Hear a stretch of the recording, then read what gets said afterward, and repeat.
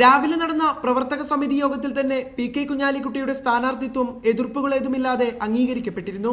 സ്ഥാനാർത്ഥി സാധ്യതാ പട്ടികയിലുണ്ടായിരുന്ന അബ്ദുസമദ് സമദാനിയുടെയും കെ.എൻ.എ. ഖാദറിന്റെയും പേരുകൾ ചർച്ചയ്ക്ക് പോലും വന്നില്ല. യോഗ തീരുമാനം പാർട്ടി അധ്യക്ഷൻ പ്രഖ്യാപിക്കുമെന്നായിരുന്നു നേതാക്കളുടെ പ്രതികരണം. വൈകിട്ട് നടന്ന ഉന്നതാധികാര സമിതി യോഗത്തിലും കുഞ്ഞാലിക്കുട്ടിയുടെ സ്ഥാനാർത്ഥിത്വം ചർച്ചയായി. ശേഷം പാർട്ടി കീഴ്വഴക്കമനുസരിച്ച് പാണക്കാട് ഹൈദരലി ശിഹാബ് തങ്ങൾ സ്ഥാനാർത്ഥിയെ പ്രഖ്യാപിച്ചു. നമ്മുടെ മലപ്പുറം ഉപതെരഞ്ഞെടുപ്പിൽ മുസ്ലിം ലീഗ് UDF സ്ഥാനാർത്ഥിയായി പി.കെ. കുഞ്ഞാലിക്കുട്ടി സാഹിബിനെ തീരുമാനിക്കുന്നു. കുഞ്ഞാലിക്കുട്ടി ലോക്സഭയിലേക്ക് തെരഞ്ഞെടുക്കപ്പെട്ടാലും കേരളത്തിൽ UDF-നൊപ്പം ഉണ്ടാകുമെന്ന് തങ്ങളുടെ ഉറപ്പ്. കുഞ്ഞാലിക്കുട്ടി സാഹിബ് ദേശീയ രാഷ്ട്രീയത്തിൽ പോയാലും കേരളത്തിലെ UDF നേതൃത്വത്തിൽ തുടരും. പോയെങ്കിലും ഇവിടെ നോക്കുന്നതാണ് നമ്മളെ കാര്യങ്ങളൊക്കെ.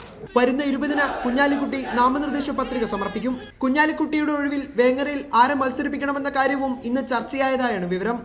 തെരഞ്ഞെടുപ്പ് പ്രഖ്യാപനം വന്നതിന് തൊട്ടു പിന്നാലെ പി.കെ. കുഞ്ഞാലിക്കുട്ടി എന്ന ശക്തനായ സ്ഥാനാർത്ഥിയെ പ്രഖ്യാപിച്ചുകൊണ്ട് മുസ്ലിം ലീഗ് ഒരു മുഴം മുൻപേ എറിഞ്ഞു കഴിഞ്ഞു.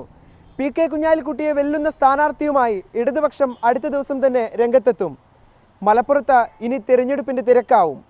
നിഖിൽ പ്രമേഷ്, റിപ്പോർട്ടർ, മലപ്പുറം.